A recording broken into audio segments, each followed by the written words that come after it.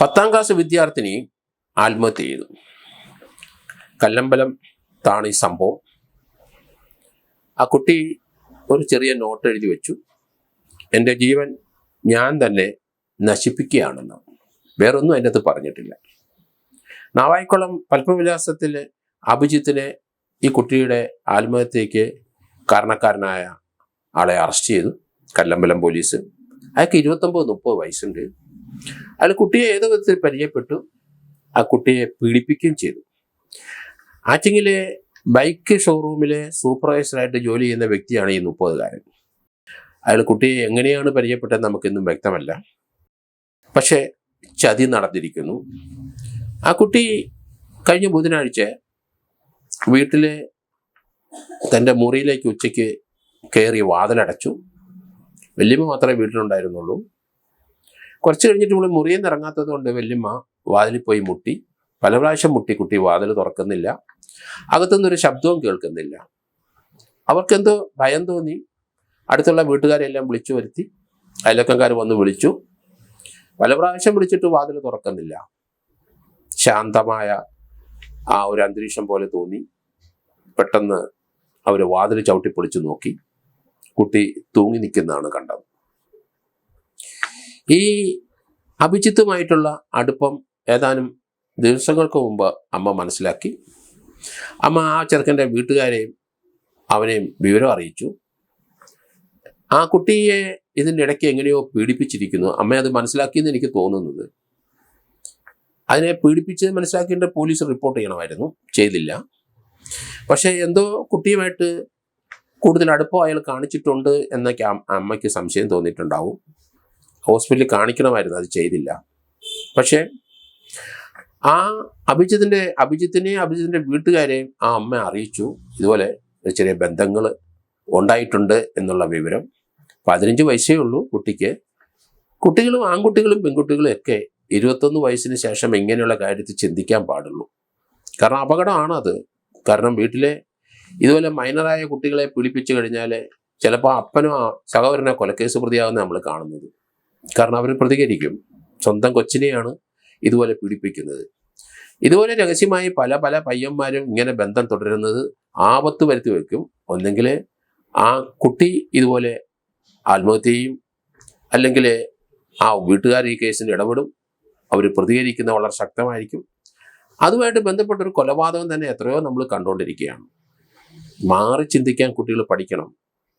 കാരണം ഇതുപോലെ ചെന്ന് കുട്ടികളെ പല വിധത്തിൽ രഹസ്യമായി ബന്ധപ്പെടുന്ന ആൺകുട്ടികളാണ് ശ്രദ്ധിക്കേണ്ടത് കൂടുതൽ. കാരണം നിങ്ങളുടെ പ്രവൃത്തി മൂലം ഒരു കുടുംബം നശിക്കും, നിങ്ങളും നശിക്കും. ഇപ്പം തന്നെ അഭിജിത്തിൻ്റെ കാര്യത്തിൽ അയാളെ പോലീസ് അറസ്റ്റ് ചെയ്തു. ആ പെൺകുട്ടിയെ പീഡിപ്പിച്ചു. അത് പോസ്റ്റ്മോർട്ടത്തിൽ ആ വിവരം ഉണ്ടാവും.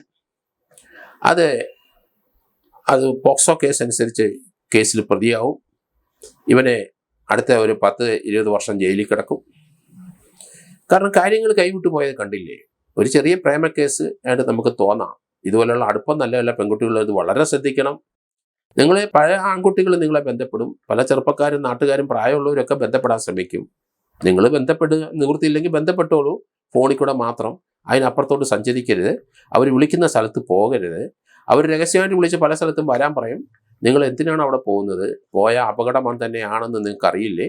അതുകൊണ്ട് ഇതുപോലെയുള്ള കൂട്ടുബന്ധങ്ങളും അത് നമ്മൾ പലപ്പോഴും ഫോണിൻ്റെ അമിത ഉപയോഗം കാരണം പല പല ബന്ധങ്ങളും നമുക്കുണ്ടാകാം. ആ ബന്ധത്തിൽ അവരെ പറയുന്ന സ്ഥലങ്ങളിൽ നമ്മൾ ചെന്ന് ചേരും. നമ്മുടെ ഫോട്ടോ അയച്ചു കൊടുക്കും. എന്തിനാണ് നമ്മുടെ ഫോട്ടോ അയച്ചു കൊടുക്കുന്നത്? നിങ്ങൾക്ക് എന്തിനാണ് അങ്ങനെ ഒരു ബന്ധം? അത് ദുരുദ്ദേശപരമാണെന്ന് അറിയില്ലേ നിങ്ങൾക്ക്? അതുകൊണ്ട് ഫോട്ടോയോ അങ്ങനെയുള്ള കാര്യങ്ങളോ നിങ്ങൾ എന്തിനാണ് അങ്ങനെ ബന്ധപ്പെടുന്നത്? ഇനി നിങ്ങൾ ബന്ധപ്പെട്ട് പോയെങ്കിൽ ശരി, അങ്ങനെ നിൽക്കട്ടെ. ആ വിവരം തീർച്ചയായിട്ടും മാതാപിതാക്കളെ അറിയിക്കുക, അല്ല സഹോദരിമാരെ അറിയിക്കുക. കാരണം അങ്ങനെ ഒരു ബന്ധം വന്നിട്ടുണ്ട്, എനിക്ക് പറ്റിപ്പോയി. കാരണം അയാളെ വിളിച്ച് വാൺ ചെയ്ത് അയാളെ അതിൽ നിന്ന് പിന്മാറ്റി വിടണം. അയാളുമായിട്ട് മേലിൽ ഒരു ജീവിതത്തിൽ ഇതുപോലെയുള്ള ബന്ധങ്ങൾ പാടില്ല. അയാൾ വിളിക്കുന്ന സ്ഥലങ്ങളിൽ അവിടെ പോകാം ഇവിടെ പോകാം എന്ന് പറയും. ചിലപ്പം പകൽ സമയത്ത് സ്കൂളിൽ പോകുന്നതിന് പകരം നിങ്ങൾ അയാളുടെ ഒപ്പം സഞ്ചരിക്കും. തീർച്ചയായിട്ടും അത് അപകടം തന്നെയാണ്. നിങ്ങളെ തീർച്ചയായിട്ടും സെഡ്യൂസ് ചെയ്യും, അതിന് ഉറപ്പ്. അല്ലെങ്കിൽ ഇങ്ങനെ ഒരു ബന്ധങ്ങൾ സ്ഥാപിക്കുന്നതിൻ്റെ ഉദ്ദേശം അത് തന്നെയാണ്. കുട്ടികൾ ഇങ്ങനെയുള്ള കാര്യങ്ങൾ ചിന്തിക്കേണ്ടത് 21 വയസ്സിന് ശേഷം. ആൺകുട്ടികളും പെൺകുട്ടികളും 21 വയസ്സിന് ശേഷം തന്നെയാണ് ഇതേപ്പറ്റി ചിന്തിക്കേണ്ടത്. പ്രായപൂർത്തിയാവും, ഒരു ഡിഗ്രി കഴിയും. അപ്പോൾ അപ്പോൾ നിങ്ങൾക്ക് സ്വന്തമായിട്ട് തീരുമാനം എടുക്കാം. വീട്ടുകാരുടെ ശല്യമില്ലാതെ നിങ്ങൾക്ക് ആരെ വേണമെങ്കിലും പ്രേമിക്കാം. നിങ്ങൾ നിങ്ങളുടെ വഴിക്ക് പൊക്കോളൂ, തടസ്സമില്ല. പക്ഷെ അതിനു മുമ്പ് 21 വയസ്സ് വരെ തീർച്ചയായിട്ടും ആൺകുട്ടികളെയും പെൺകുട്ടികളെയും മാതാപിതാക്കൾ സംരക്ഷിക്കും, ആ കാര്യത്തിൽ ഇടപെടും.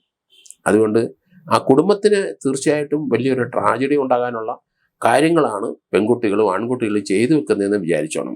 അതുകൊണ്ട് പ്രത്യേകിച്ച് ഈ ഒരു സംഭവം അതിൻ്റെ ടിപ്പിക്കൽ എക്സാമ്പിളാണ് ഈ കല്ലമ്പലത്തുണ്ടായത്.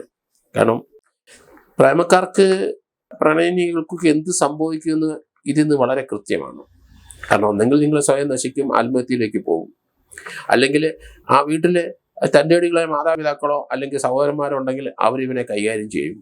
അത് വേറൊരു തലത്തിലേക്ക് മാറും. അതുകൊണ്ട് ഈ രീതിയിലുള്ള പ്രവർത്തനങ്ങൾ ഒരിക്കലും നല്ലതല്ല. ഇതുപോലെയുള്ള കുട്ടികൾ SLC പഠിക്കുന്ന കുട്ടിയാണ്, എല്ലാ വിഷയത്തിലും നന്നായിട്ട് പഠിക്കുന്ന കുട്ടിയാണെന്ന് വാർത്ത വന്നിട്ടുണ്ട്.